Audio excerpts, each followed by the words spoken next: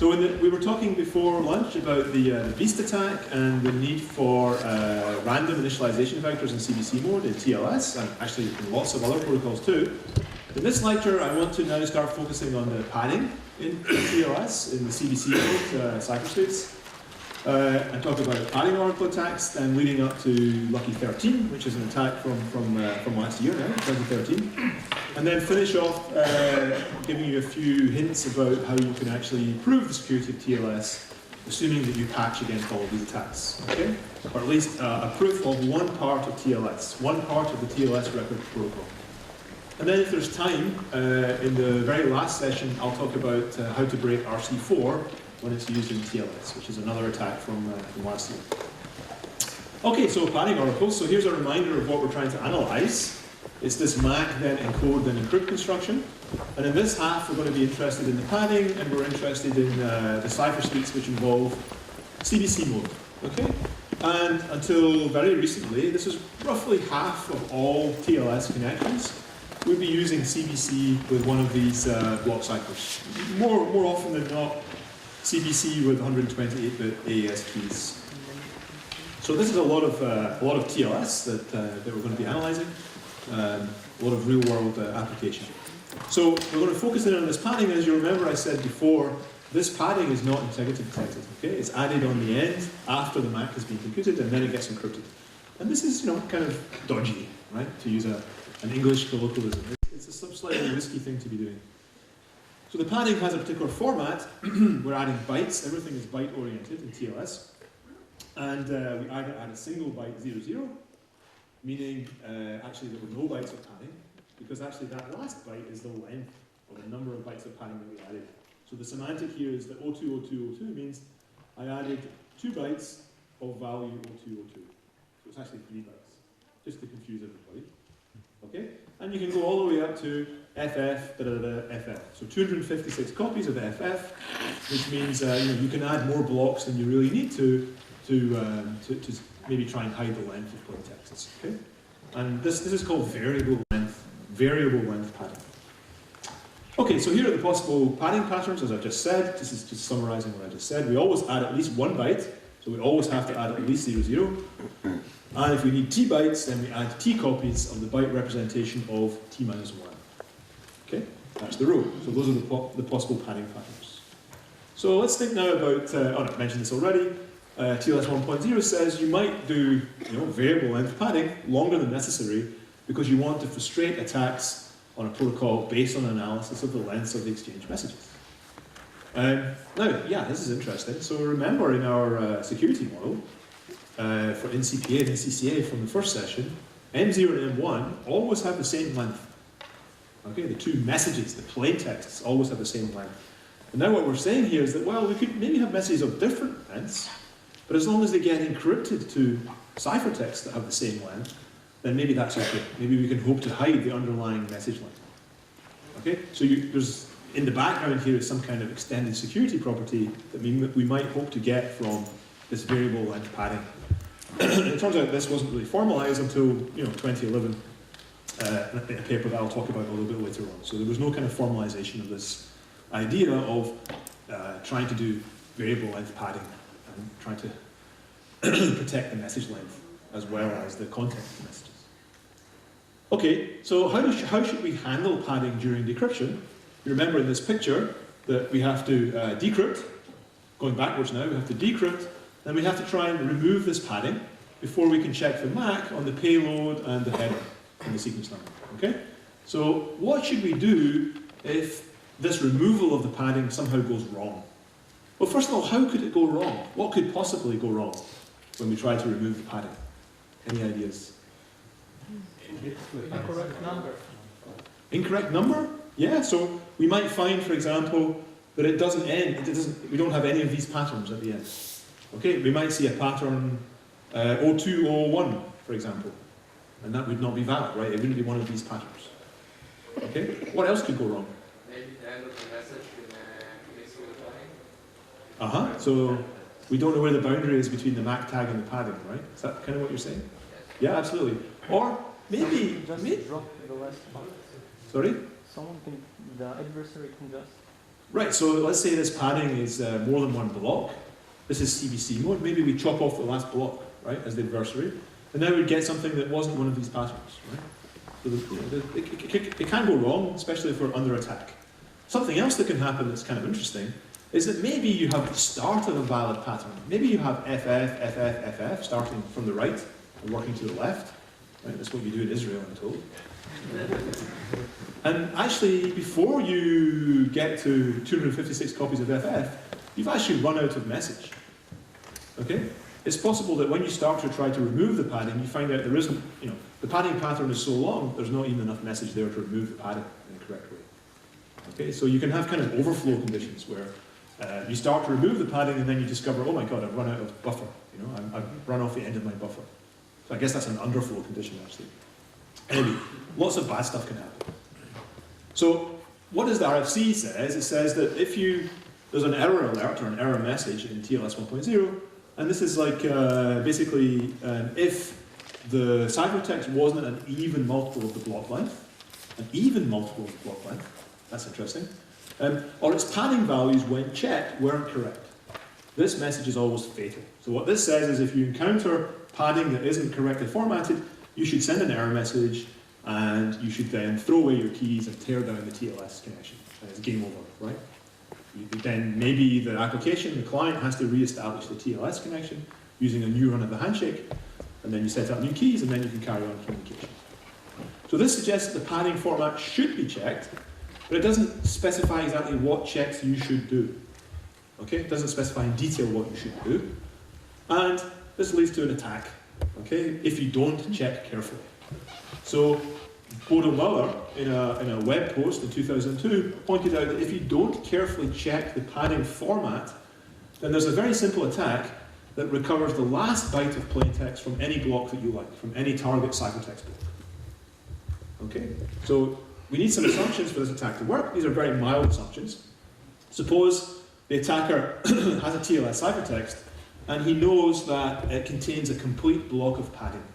So in the 16-byte case, 16-byte block cipher, you have a block that consists of OF up to OF. Okay? That would arise if you encrypted a message that was aligned on a block boundary, because you then have to add a complete block of padding after you've added the MAC. Okay? So what that means is the MAC, in this particular ciphertext, the MAC is going to end on a block boundary. And we're going to assume now that the padding during decryption is removed by only looking at the last byte. Okay, let's go back to the padding formats. You see, you could just say, well, I'm going to look at this byte, it's 02, that tells me I should remove 3 bytes. Without checking that these bytes are 02 and 02.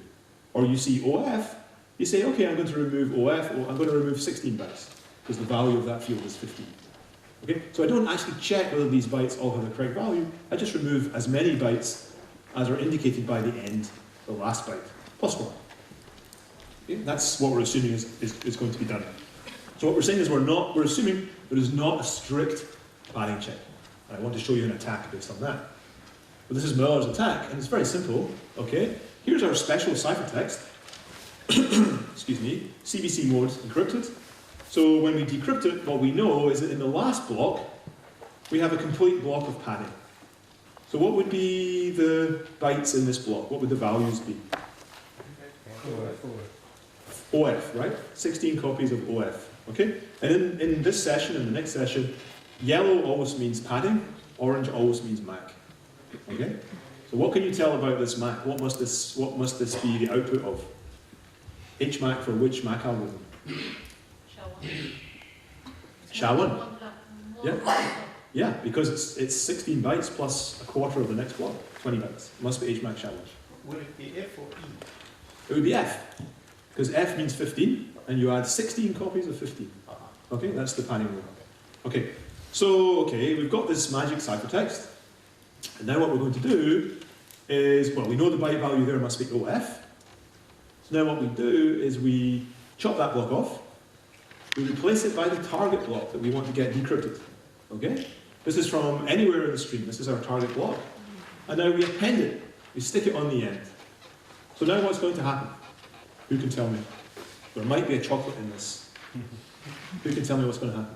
It's going to decrypt it and chop bytes according to the last byte of the Right, exactly. So let's guess. Let's imagine that we do this decryption and say the last byte here has value 03. Okay? What's going to happen? We would then remove 4 bytes, okay? And then the receiver is going to think, well, what follows next is the MAC. So it's going to interpret this white stuff, okay, as a MAC field. Yeah, 20, so we remove 4 bytes, and the next 20 bytes going across here would be regarded as a MAC. So what will happen? Sorry? You get a MAC error, right? Because now we have something, we've put a random block there. Okay, not a random block, but our target block. We've stripped off some bytes here, which it thinks might be padded. And then we interpret whatever comes next as a MAC. Well, clearly that's going to be the wrong MAC value for the rest of the message. So we're going to get a MAC failure. The MAC failures are fatal. An error message will be sent back and the connection is torn down and it's game over for the attacker. Okay? So he'll get an error message. That's the important thing. What if the value here was OF? Everything's fine, because we would then remove a complete block of padding without checking it. And then the next bytes would be interpreted as the MAC, and they would be correct for this message. So we would not get an error message. Everything would be hunky-dory. The connection would stay alive. Everybody would be happy. What if the value was, I don't know, 7E? Here. 7E. It's not a trick question. Well, we'd end up stripping a whole bunch of bytes. Okay? All the way back to off the end of these dots over here somewhere. The next bytes would be interpreted as the MAC, and the MAC would be wrong. Okay? So if and only if the value of that byte on the end is OF, do we get a valid MAC on a message and no error message. If it's any other value, we get an error message.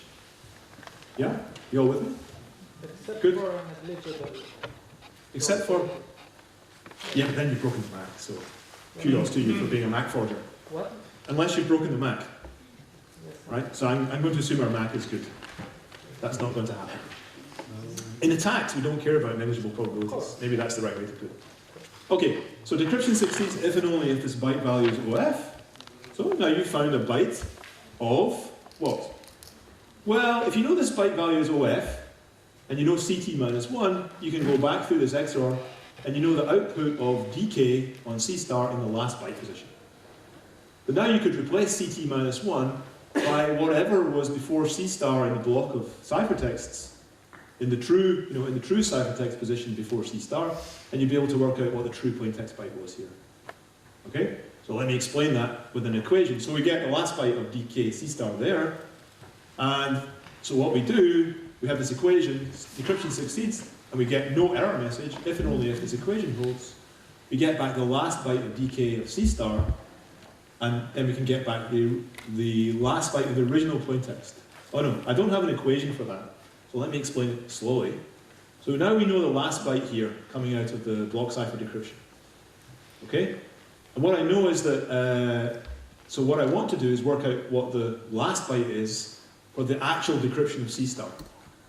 But in the actual stream, C star is not preceded by CT minus 1, it's preceded by some other block, which I also know. Okay? So what I do is I say, well, okay, the actual value down here in the true plaintext will be this value here, XORed with the last byte of the actual ciphertext block that I wanted to have here. Not CT minus 1, but the one that actually precedes C star. Does it make sense? Okay, so it's an extra XOR to actually recover the plaintext byte. But pretty much, as soon as I've got a byte here, I'm done. Okay? I've learned something about the output of the block cipher, and I can patch up to compensate for CBC mode. Okay, so that's it. So with probability 1/256, I've recovered the last byte of DK of C star. Now you should be unimpressed at this point, because I can always guess a byte with probability 1/256. So what's the difference here? You can check. Yeah, I get verification. This value is correct. Okay, that's the difference. So even though the probability isn't better than the guessing probability, I get verification that my estimate was correct. And of course, I could repeat this. Okay, if I knew, of course, I've lost the connection. Okay, because with high probability, the MAC is going to fail, the keys are thrown away, it's game over. But then I wait for a new connection to be established, I inject the next C star that I want to try, and then I might get lucky the second time, or after 256 tries, more than likely I'll get lucky, and I'll get back my plaintext back. Yeah, but if a new connection is established, a new key is established. New key? So new sample. Yep. So let's assume though, okay, and this is a big assumption, but let's assume that always underneath the target block is the same plaintext.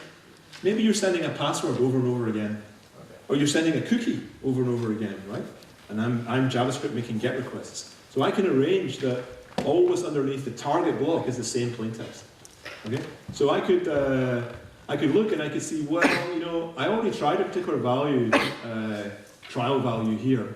So let me wait until I get the right ciphertext block here before I do the next guess. And you can be a bit more clever about how you do it. You can increase your success probability. So you can turn this into a plaintext recovery attack that recovers 1 byte. Okay, so this was actually reflected then in the next version of the standard, and it says that you should check. Okay, explicitly says you must check the padding. Okay? Check that each byte of the padding data vector is filled with the padding length value. What it doesn't tell you to do, though, excuse me, is to make sure that there's enough bytes for this padding vector to be correct. Okay? And this can lead to parsing issues as well. I guess that's a okay, so what we're now going to assume then, from henceforth, is that TLS does a proper padding check. So decryption is now going to check that the bytes at the end of the plaintext have got one of these formats, and give us an error if none of these formats is found. Okay? To tear down the connection as well? At every error it tears down the connection? Every error in TLS is fatal. Yeah, so you're going to lose the connection. You can't do this reconnection where you have the same keys as last time doesn't happen after an error. Yeah, that's right. You'll rerun the handshake and you'll get a completely fresh key. Yeah. Okay, so now in comes Vaudenay, who said, well, okay, let's suppose we have a padding oracle. Let's suppose we have a notional black box, a green box in this case, to which we can submit ciphertext, and it will give us 1 bit of information. It will decrypt the ciphertext and tell us whether the padding is good or bad, valid or invalid, according to some padding rule. So if you want something concrete, hang on to this padding rule. You've got to end with one of these spike patterns. Okay, this is what TLS does. So imagine we had such a thing. So we submit ciphertext and we get 1 bit of information back from the oracle, just 1 bit. What Vaudenay showed was that for CBC mode and for certain padding schemes, including the TLS padding scheme, if you have a padding oracle, you can build a decryption oracle.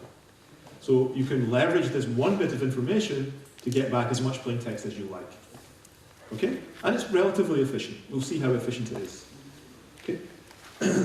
Then the question arises, well, does TLS give me a padding oracle? And I guess that's where Yehuda was going with this question. And we'll see that sometimes it does, depending on the implementation. Okay? So what I want to show you first is why a padding oracle leads to a decryption capability. And then we'll go look for the real padding oracle in TLS. Okay, just a quick aside, we're going to focus on TLS here, but actually these padding oracle attacks have been used all over. So ASP.NET is a very, very widely used web development framework. It's completely broken. XML was broken. It also has padding oracle issues. And we also did some work on DTLS, which probably I'll skip today, where we can make the padding oracle attacks even more effective, okay? Because of this tolerance for errors that DTLS has. Okay, so padding oracles are kind of everywhere, and hopefully soon they'll be nowhere. But it takes time to get them out of implementations. Oh, that's interesting. Wrong button. Okay, so here's the padding oracle attack for TLS padding. So we're going to build a magic ciphertext. Excuse me. What we're going to do is take any TLS ciphertext, and we're going to put the 2 blocks at the end, CT-1 and CT, where CT is our target block. This is the block that we'd like to get decrypted. And we're going to precede it with the previous block in the stream. Okay? So here, down here, is the true plaintext, PT, for that block. Down here, I've written PT-1, but that's actually a lie, because we're probably going to stick this on the end of a sequence of blocks. And the block that's here, that influences this to the XOR, is going to be something unrelated to the true ciphertext block here. So this is kind of garbage. Okay, that doesn't matter for the attack. Okay, so here's the target ciphertext block. Now what we're going to do is we're going to XOR with some delta, some mask, in the last byte position. And we're going to see what happens. And submit this to the padding oracle. Okay? Now, originally, CT did not contain padding. It was just some block from the stream. It might contain your password or your credit card number. Okay? But we've made it at the end of the message. We've placed it at the end of the message, so the receiver is going to do what? How is it going to interpret this plaintext PP? Look for padding. Yeah, it's going to think, well, this is the end of my buffer that I've received. I've received this message, so this must be padding. Okay? So eventually, if we try enough different deltas here, we'll get 0, 0 here. Okay? On average, 128 tries for different deltas, we're going to get 0, 0. So what I do is I take this ciphertext with the mask delta here, and I submit it to my padding oracle for lots of different values delta, until the padding oracle says yes. Remember, we have this notional thing called a padding oracle. It tells us valid, invalid. Okay? Eventually the padding oracle is going to say valid, and at that point we would guess, well, we must have got to 0, 0 here. Couldn't you get 1, 1, 1? Yeah, you could have had 0101.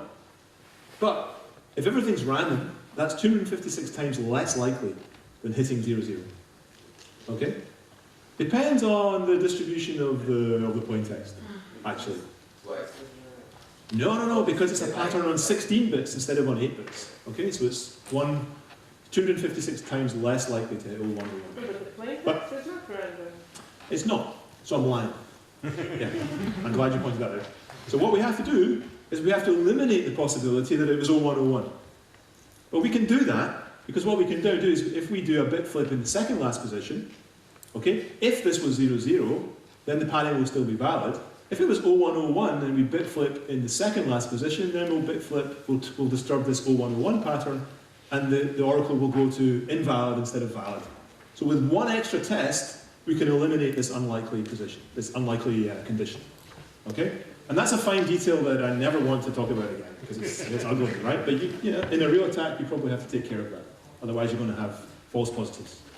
So, amongst friends, let's assume that if we just do all of this business on the end, it means we must have hit 0000 when we get valid from the padding oracle. Yeah?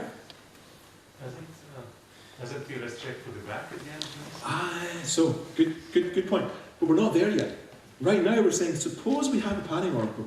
We have this perfect, noiseless, very generous oracle that gives us 1 bit.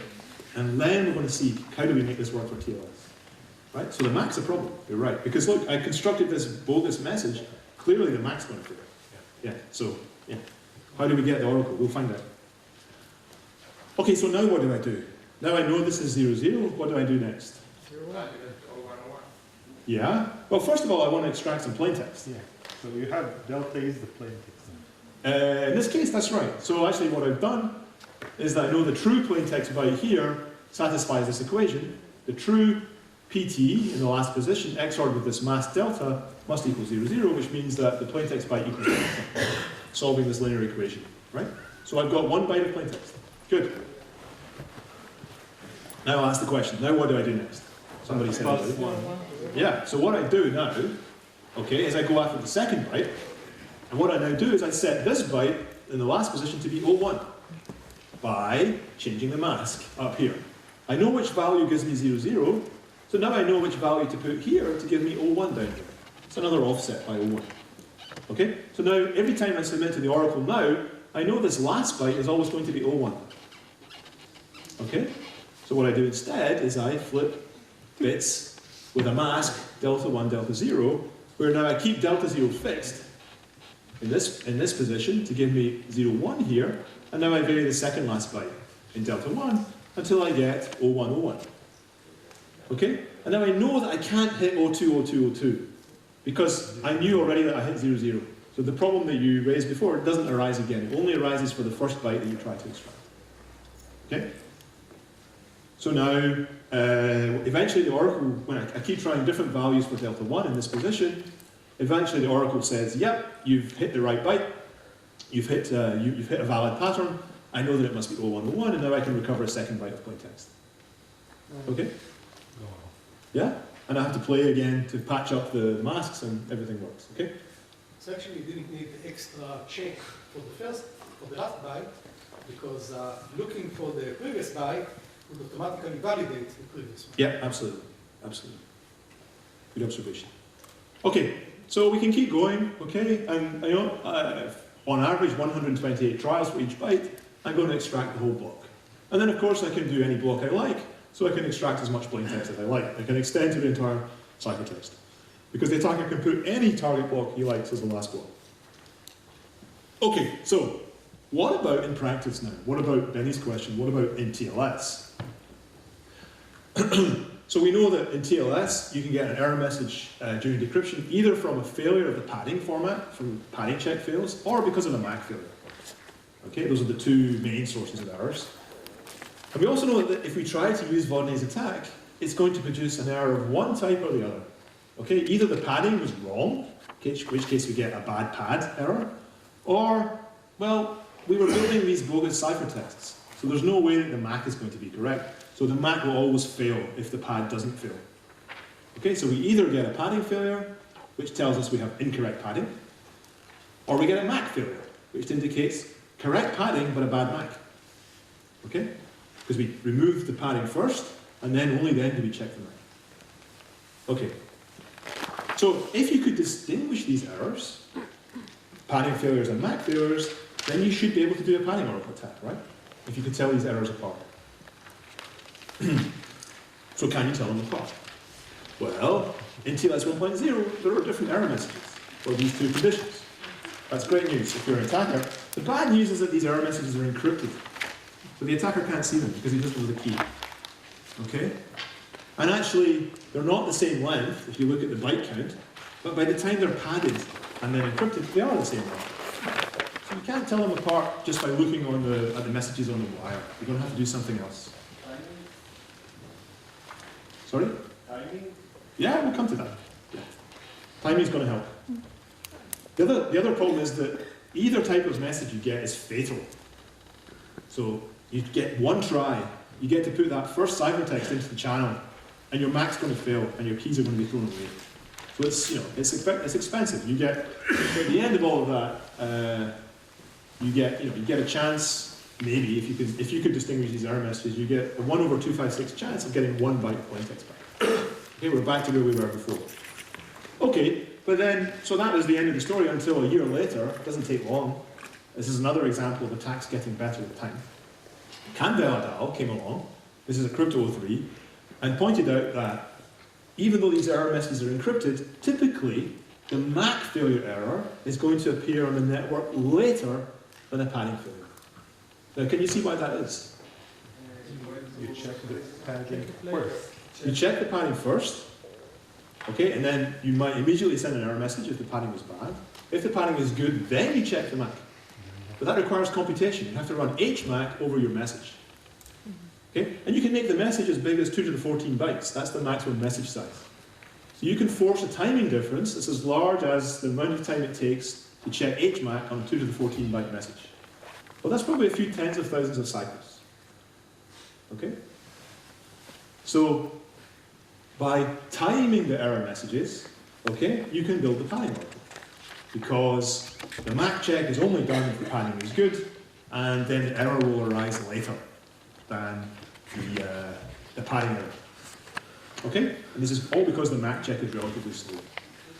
Are you all with me so far? But you still get only one chance. Yeah, you're right. You only get one chance. So now we've got a little bit further because we've realized, well, we've got at least one chance and we can tell apart what's going on. We can tell whether it was bad padding or good padding and a bad MAC. But we haven't managed to build complete plaintext recovery. Okay? Then we had another insight to solve this problem. Okay? This is all fine. Errors are fatal. We only get one query to the padding oracle.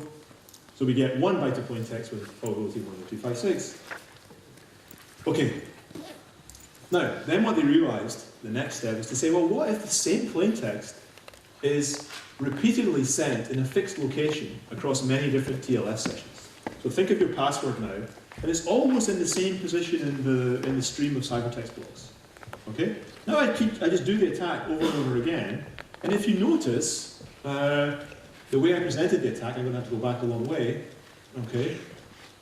This attack here naturally works so long as the plaintext is fixed, okay, which is going to be across multiple different ciphertexts under multiple different keys. Because I'm kind of, by XORing a delta here, I'm looking at fixed offsets of this plaintext, and this plaintext is constant. Okay, so the way I've presented the attack naturally generalizes to the case where you have the same plaintext encrypted many times in many different sessions.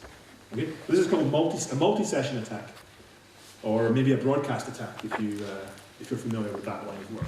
Okay, so maybe that wasn't super clear, but the message is that if we can persuade the client to send the same plaintext over and over again in lots of different sessions, we can do this attack spread over all of those different sessions.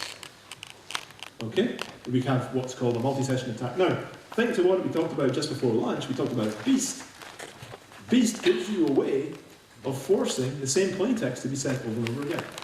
So the modern interpretation of this attack from 2003, 10 years ago now, is to use, the right way to do it would be to use Beast and go after session cookies. Exactly the same techniques would work. The password logging, you're going to have to be asking the user to type in his password 128 times per character, so it's more likely in the session cookie system, right? Yeah, so one of the great things they did was they applied this to Microsoft Outlook running over SSL. And what happened there was that the password was sent for every folder that was downloaded from the server to the client, automatically. It's cached. Right? Oops. Sorry. Pressed the wrong button. Yeah. So this is what it says here, okay? You could recover TLS protected Outlook passwords in about 3 hours. With caching it and sending it. Yeah, exactly.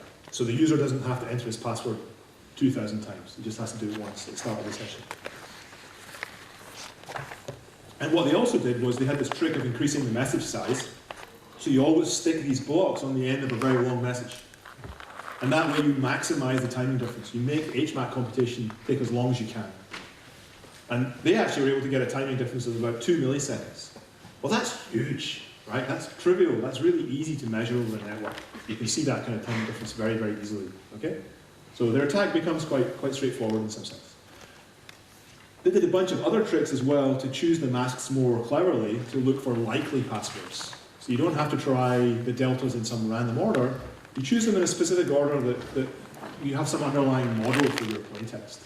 Okay, you assume that it's from a dictionary of passwords, and you try the most likely passwords first, basically. So you have like a Markov model for your plaintext, and then you can really speed up the attack. Okay? They made it go. That's why it took 3 hours instead of hundreds of hours. Okay, good. I'm going to skip this because time is short. This is about DTLS. Remember, DTLS is TLS over UDP. This was a paper that my student and I published, Madison and I published at NDSS a couple of years ago. And we found a way of doing it against DTLS as well, which I'm going to skip over. It works. The bottom line of this attack is that, first of all, even though this padding oracle attack was known about for TLS, the DTLS implementations had not been patched.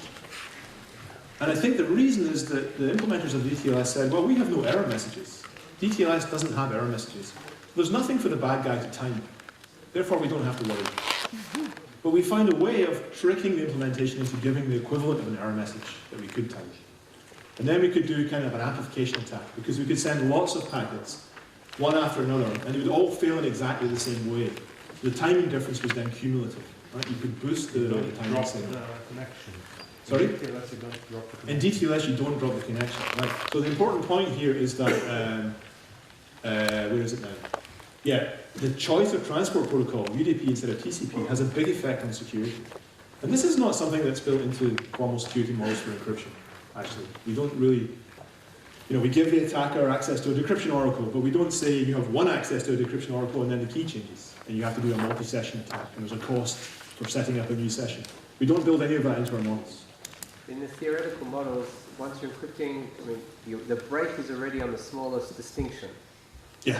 So as soon as you're using something which is secure, it shouldn't matter what you're working over, right? It's only when you're using crappy encryption that you have this problem. That's true. Maybe that's true. Yeah. You're defending theory. Fine. Good luck. Okay. So, what should you do as a countermeasure? Well, you want to redesign TLS in some way, right? So, this is back in 2003. Imagine now we're in 2003, and Canada and Al have got their crypto paper. You could say, well, we should redesign TLS. We should go for a Mac then encrypt. No, sorry, we should go for an encrypt then Mac configuration, which should be this one here. Oops, where's it gone? Oh, I've exhausted my laser pointer. There we go. Or maybe we should put the padding before the Mac, put the padding inside the Mac, and then it's going to be protected by the Mac. This did not happen. It would have been nice had it happened, but it didn't happen. Too invasive. You could switch to using RC4. And this seems to be what a lot of people did. So in January 2013, roughly 50% of all TLS connections were using RC4. It's fast, it's secure-ish. Right? So, you know, maybe it's better to use RC4. Or you could add a fix. And this is what the practitioner community likes to do. Up comes an attack, let's fix the attack. And then the attack goes away, and then we can rest easy. Right? We can relax for a while. So the idea is, the philosophy is, if the attacker can't tell the difference between a MAC failure and a padding error, then maybe the construction is secure. Right? So we have to hide this timing side channel. So what should we do? How could we hide the timing side channel? Compute the Mac anyway. Yeah, compute the Mac anyway, right? Because then, you know, that's going to make everything take the same amount of time, and then you can't time error messages anymore. Yeah? Okay, so the question is, what should we do? How should we make... Okay, so what does the RFC say? So if you read the 1.1 and 1.2 RFCs, they say that you must ensure that the record processing time is essentially the same whether or not the pattern is correct. Okay, so how are we going to do that? In general, compute the MAC even if the padding is incorrect, and only then reject the packet. The timing channel has gone. Yehuda. How do you know how long the message to... Yeah. Compute the MAC on what? The padding was wrong. So I don't know where the padding begins. I know where the padding begins. It always begins at the rightmost point. But where does it end? So where do I decide that I should draw the line and say, okay, that was padding, I'm going to remove that, and then I'm going to check the MAC on whatever was left? Well, think about it. If I draw the line in the wrong place, then maybe the MAC computation, if I do it too far to the left, maybe the MAC computation is faster. Well, let's find out. Let's find out. So, what the RFC then goes on to say, okay, we have to do a little bit more detail. It says, if the pad appears to be incorrect, the implementation might assume a zero-length pad and then compute the MAC. Might. Yeah. So then we have to see what implementations actually do. Okay, and that's where we're coming. If the computation of the MAC is incremental, take one more block at a time, Yeah. you can run all the way to the end. You should be fine, right? You want to bet on that? Are you a betting man? Yeah, but, you don't have to decide on the division line. Ah, okay. Well, Just that's what... take the value computed at an earlier point. I love this. Adi Shamir is wrong. How often does that happen? So, yeah. We'll get there. I'll show you that that actually isn't good enough. Okay? That's for the timing. For the timing purposes. Even for timing, it's not good enough. I'll show you why. Okay, so actually this is what lots of implementations do, right? Or did, I should say. OpenSSL, NSS, which is used in Chrome and Firefox, Bouncy Castle, OpenGDK. Dozens of implementations adopted this from the RFC. Good, that's what the RFC says, right? The RFC, oh, there's other ways of doing it. We'll skip that because we're short of time. The RFC does say this. It says this leaves a small timing channel because the MAC performance depends to some extent on the size of the data fragment, but it is not believed to be large enough to be exploitable, because of the large block size and the small size of the timing signal. Okay, so this is hinting that maybe Adi is wrong, right? There's still a small timing channel in there, maybe. Let me show you how big we can make that timing channel. Okay, so this brings us now to the Lucky 13 attack. And this was published at Oakland last year, a paper with Nadine and me. And what we do is distinguishing attacks, but also full plaintext recovery attacks against any CBC implementation for TLS that follows that advice about assume that there's no padding, assume that the padding length is 0 if the padding is badly formatted. Okay? And it applies well. Yeah. And we built a demo in the lab, and you get your plaintext back. So we could show people the plaintext, which is what they like to see. Okay, so how does it work? What's the main idea? The HMAC, remember, is going to be computed on this data, the sequence number and the header, which is 13 bytes, and the payload. Now the HMAC computation needs you to add 9 bytes of padding to this thing, to this data, before you apply the MAC compression function. And the reason is that HMAC, or like SHA-1 and all these other MD5, SHA-256, do this kind of padding and Merkel-Damgard strengthening before they apply the compression function. Okay? So there's always going to be 9 bytes added. What that means, though, is that the running time of HMAC depends on the length of this data that you're computing the HMAC over. In particular, you can calculate this. If the length of this data here is at most 55 bytes, then you need 4 compression function evaluations of the SHA-1, say, compression function. Okay? If the length is between 56 and 119, you need 5 compression function evaluations. Remember how HMAC works? You do that initial pass over your complete message. That gives you a short thing, and then you do another pass over that short thing. The short thing is always 2 passes, or 2 compression functions, and the longer thing, the number you need will increase according to the size of the message. It's always at least 2, and then it skips up to 3 when you hit 56. Okay? And the reason is that 55 plus 9 is 64, and that fits nicely into the block for the HMAC compression function. But as soon as you go to 56, you end up padding out to the next 64-byte boundary. So you need another compression function call to handle that. And so it goes. Okay? 6, and so on. Okay? So the exact number of compression function calculations that you do is going to reveal something about how long this thing was. Okay. So here's the attack. I'm going to show you the distinguishing attack first, and then plaintext recovery. The distinguishing attack is kind of easier to see. So here's Tom again. He's a busy guy. He's always in these attacks. So this means that we've set up our keys. This is the handshake protocol, okay? Now here comes the ciphertext. It's an encryption of the message.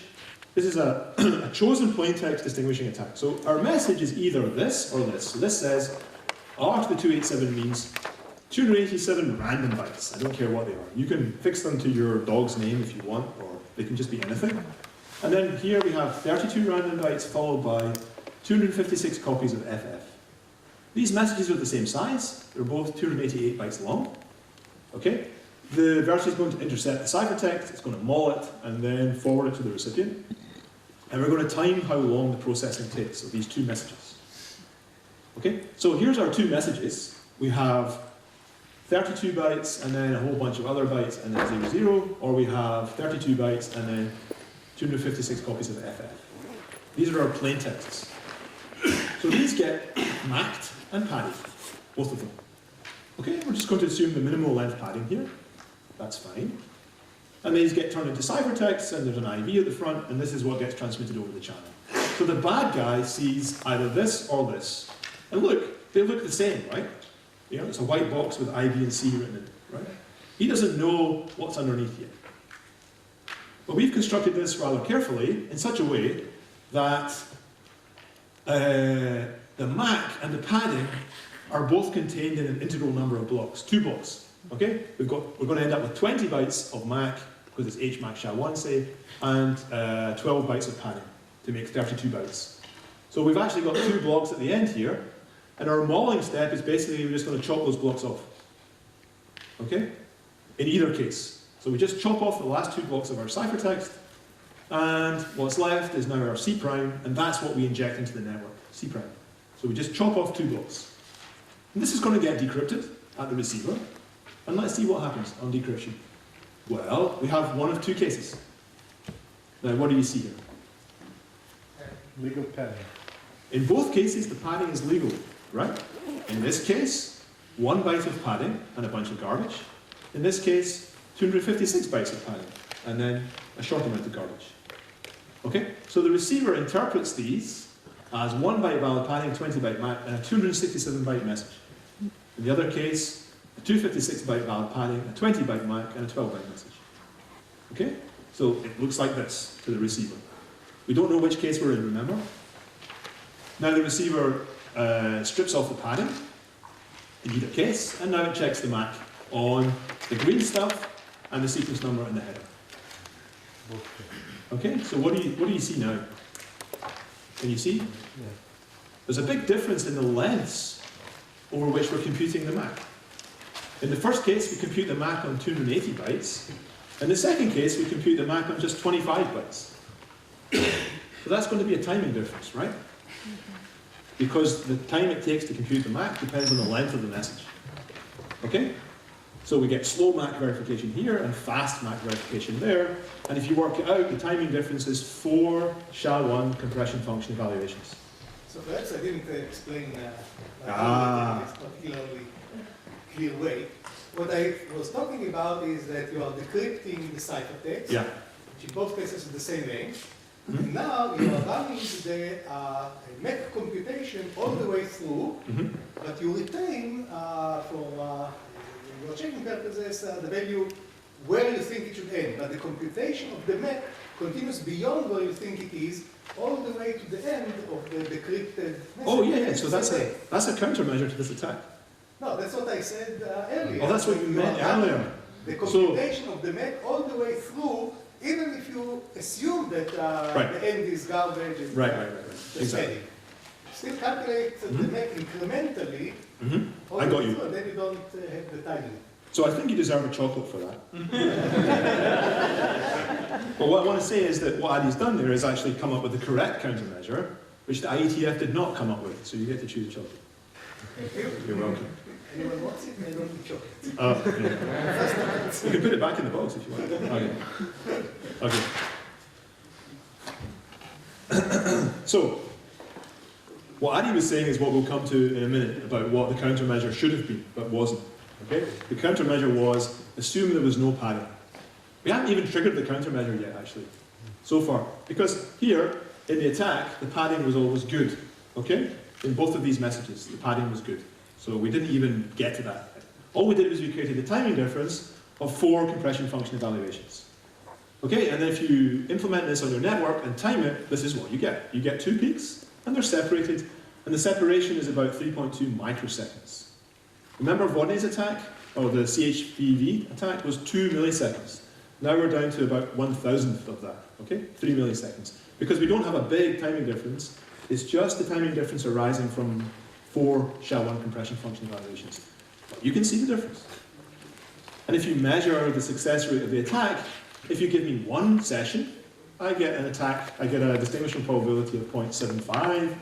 If you give me 64 sessions, 64 bites of the cherry, I get 0.99 success probability for recovering whether it was M0 or M1.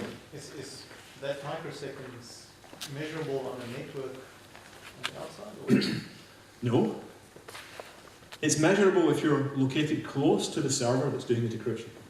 If you're many network hops away, then there's going to be all kinds of jitter and other stuff going on in the network, and this signal will get noisier. Okay? So this whole Lucky 13 attack, which I'm talking about, the attacker needs to be located reasonably close to the server. From the same LAN, or maybe 1 switch away, or maybe he's actually running as a separate process on the same server.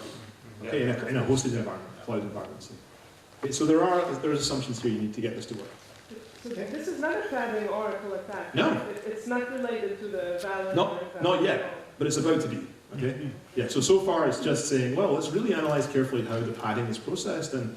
So this is why the countermeasure didn't work, because it wasn't even addressing. That's a good point. So yeah.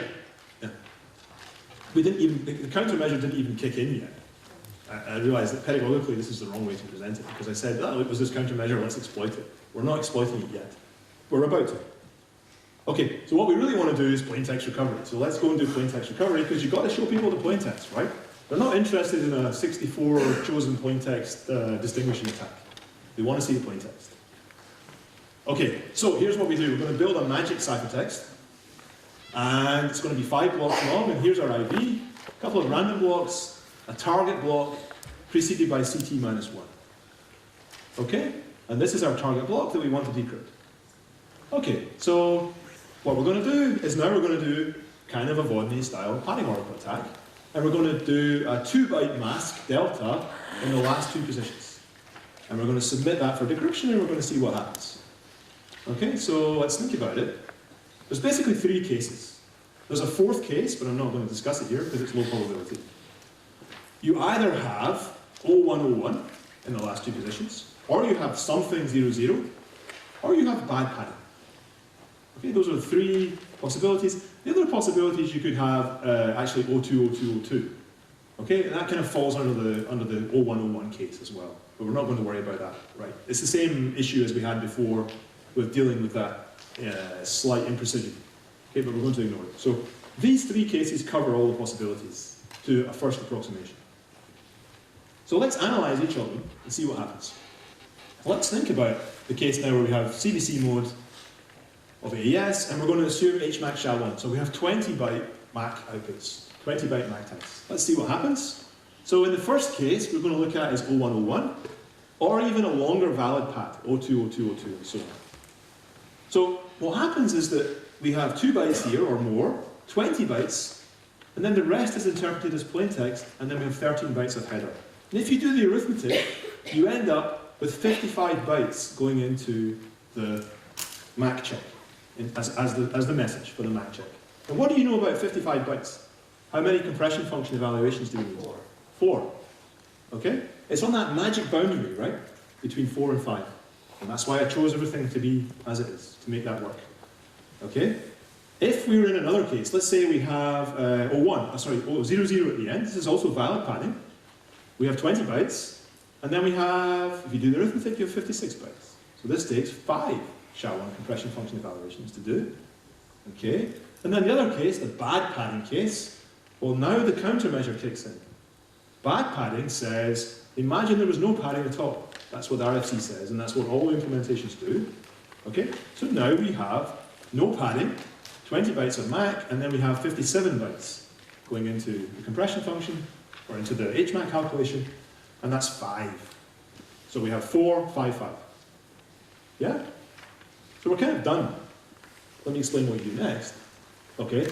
So this ciphertext that we've built, of course, it's going to cause a MAC failure, because we don't know how to forge MACs. Okay? So we get an error message, and the attacker times the error message. And there's a timing difference now between the 0101 case and everything else, the other two cases. The timing difference is now 1 SHA-1 compression function evaluation, because it was either 4 or it was 5, depending on which case you're in. And you only get 4 in the 0101 case. So now the size of the timing difference is about a microsecond. It's about 1,000 clock cycles. Kind of pretty small, but you can still time it. It's still a measurable difference on the same host or on the same LAN or a few hops away. Okay, but that's like it's 1,000 times smaller, 2,000 times smaller than the original padding oracle timing difference. So it's got much smaller, but it's not 0. Okay, not got to 0 yet. So if you can detect this 0101 case based on this timing difference, okay, then you can recover the last 2 plaintext bytes in the target block. Why? Well, let's go back and find it. Here it is. If I know that this choice of CT and this choice of delta gives me 0101 here, then I can go back through the XOR and I've got 2 bytes coming out of the, I know 2 bytes coming out of the block cipher decryption, and now I can feed that forward and I can work out what the actual plaintext bytes were. It's the same CBC algebra as we've always been doing, okay? It's very simple. So we've recovered 2 bytes of plaintext. And now, of course, you can go further. Because now, if I know that particular value of delta gives me 0101 here, I can change up the delta in those last 2 positions to give me what? 0202. Okay, and now I go after the third last byte. And I try to build a pattern 020202. And every time I get it wrong, if I have 050202, I'm going to get bad padding, and I'm going to end up with in the other case, which takes 5 SHA-1 compression function evaluations. Or 4 if I hit the right value. Okay? So it'll be 4 for 020202 and 5 for anything else. So I can build my pattern byte by byte, just like in the original Vaudenay attack. Okay? If I'm careful, and I can measure things carefully. Okay, and that's really it. Okay, so are we done? Well, we have to work out what the complexity of this attack is. It's pretty nasty. Okay, we need to try 2 to the 16 values of delta on average, 2 to the 15 on average to hit the right delta value. And in fact, it's kind of noisy because there's all kinds of other crap going on in these servers at the same time. So you actually have to repeat each delta value around about 2 to the 7 or 2 to the 8 or 2 to the 10 times to get a reliable signal. to distinguish between the two events. Okay? You do it enough times, the signal emerges from the noise. So the cost is huge because each trial that you do creates a bad MAC, which kills the TLS connection.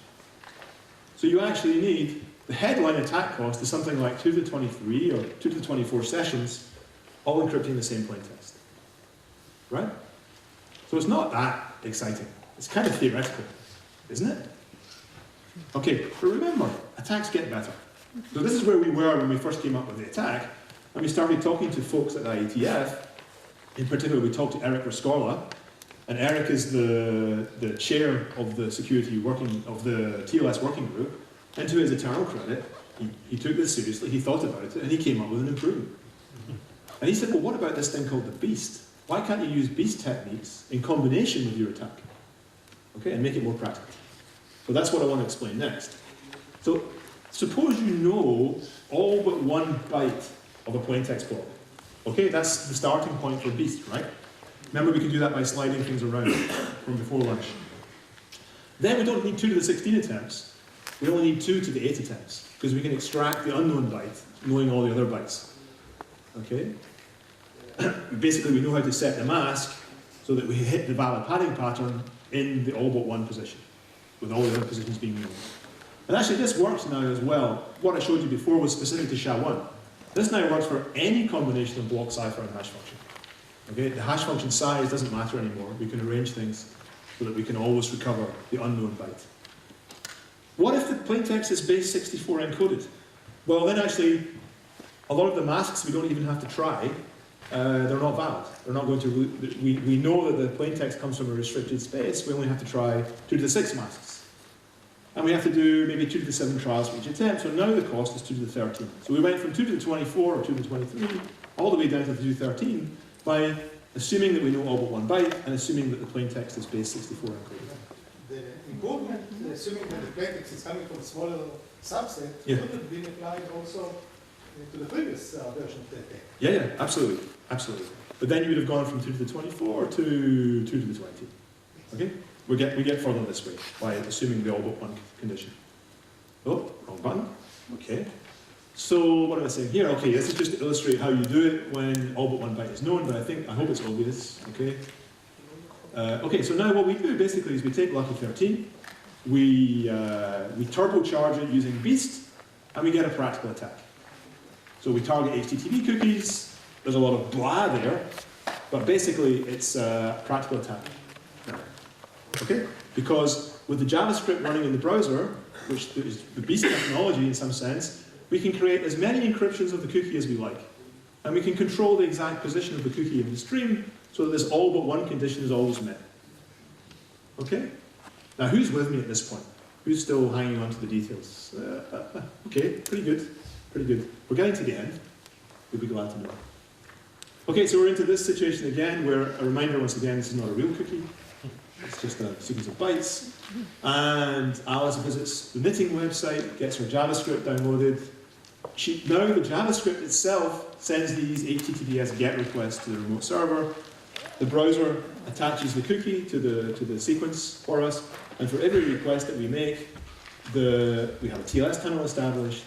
The attacker grabs the ciphertext, he modifies the ciphertext, injects it into the channel, and he gets the error message. And then he communicates backwards and forwards with the JavaScript running in the browser to say, okay, I got that byte, now let's try the next byte.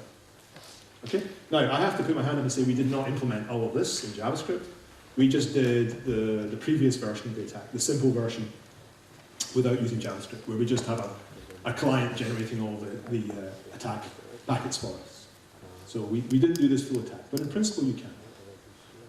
Okay, so here's what happens when you do this. These are experimental results from our network where we know all but one byte. We try to find byte 15. We know that its true value is FF. Our attacker doesn't know this. And what you do is you modify delta 15, and eventually when you hit FE, okay, then the plaintext byte becomes 0101 at the end. You have valid padding, and the running time is less. Okay, and you see the timing difference between this point and all the other mask values. It's a significant timing difference. But this is cheating, because actually these are averages. These are median values, actually, of times based on like 1,000 times or something. In reality, you actually have a distribution about each of these points, and you have to separate the distributions. Okay, but this is a standard problem in statistics. So you can do this, and it works.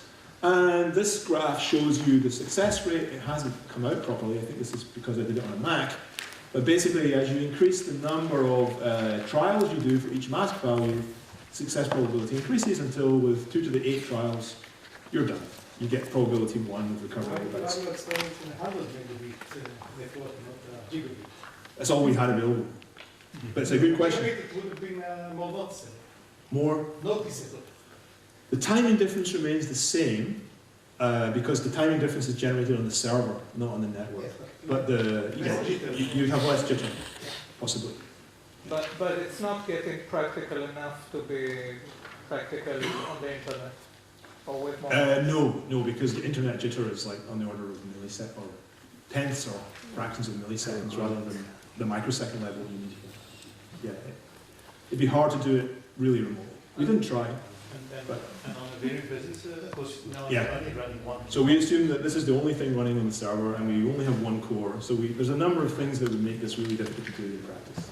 But you might be trying to run this on a low-end smartphone or something, right? Where you really do have to worry about the timing difference will become much larger relative to the jitter on the network because the processor's slower. I mean, this is a fairly fast processor. So there's all different deployment scenarios where you might have to worry about this in reality. Okay. Did you try it on a satellite-based No. because then the hop is fixed distance Okay. from the originating site to the satellite down to Earth, and the jitter might be smaller. It's a good idea. I think there's certainly scope here for kind of follow-up work, but the problem is that most of the implementations have now been patched because of the attack, so none of them should work anymore. Okay, so what was the impact? Well, okay, I'm kind of running out of time again, but lots of stuff got patched. This was a lot of fun. So as an academic, you're used to writing your paper and then you publish it and you're done. Okay? Once we'd finished writing our paper and submitted it to a conference, we had to contact all of these guys and try to coordinate with them and help them understand the attack and get the patches in place, and that takes a lot of effort. But it's kind of fun. You learn a lot about how the real world works by trying to change the real world. Okay, this is fun. Microsoft determined that the issue had been adequately addressed in previous modifications to their TLS and DTLS implementation. Good for them. Apple didn't make any public announcement for a long time, but eventually I managed to find out that they did patch it in OS X version 10.8.5. Okay, so what should we really be doing here to patch against this attack? What we really need is constant time decryption for TLS CBC, for CBC mode in TLS, okay? We need to make sure that nothing leaks about the plaintext when you remove the padding and check the MAC. So you can add, and this is really what Ari was saying some time ago now, you could add dummy hash compression function computations when the padding is good to make sure the total time is the same as when the padding is bad. But that actually still leaks something, because the time it takes to do the padding check depends on the amount of good padding there is. So you also have to add dummy computations to make sure that the number of iterations you do is independent of the actual padding length. Okay? It's a smaller timing side channel than this compression function one, but you can see it if you don't remove it. Okay? It's basically the length of the loop needed to check the padding is determined by the last byte of the plaintext. Okay? So you mustn't leak that information. So you have to add extra loops to make sure you don't leak anything. Okay? The bottom line is it's a nightmare, actually. It's really, really difficult. So we did a patch to OpenSSL, and here's the before and the after. So the before, this is for the distinguishing attack at the end. You can clearly see the difference, and after is better, but it's not perfect. In fact, you could still do the distinguishing attack here, you would just need more samples. Okay? So making it constant time is difficult, and what eventually happened is that Adam Langley at Google did a patch for OpenSSL, which really gave constant time, constant cache access, constant memory access implementation, but he needed 500 lines of C. And it's a real challenge to understand what the hell that C is doing. I mean, it's beautiful code, but it's really hard to understand exactly why each thing is in there that's in there. The next generation compiler can't mess up the constant. Yeah, absolutely. There's a real problem there that compilers tend to optimize away these empty loops that don't do anything, right? Yeah, that's a real problem. So his code's wonderful because it removes the timing difference down to the last cycle. Okay, the very last cycle. So he has perfect superposition of graphs. Okay, but it's really difficult. So this got into OpenSSL and into NSS as well, and most of the big libraries now use his patch. But then there's all these other people who did their own patches, and maybe they work, maybe they don't work. So it could be fun to do some testing to see what's left out there in the way of vulnerable implementations. Okay, I think probably that's a good place to take a break. When we come back, we're going to talk about security proofs for TLS. Okay?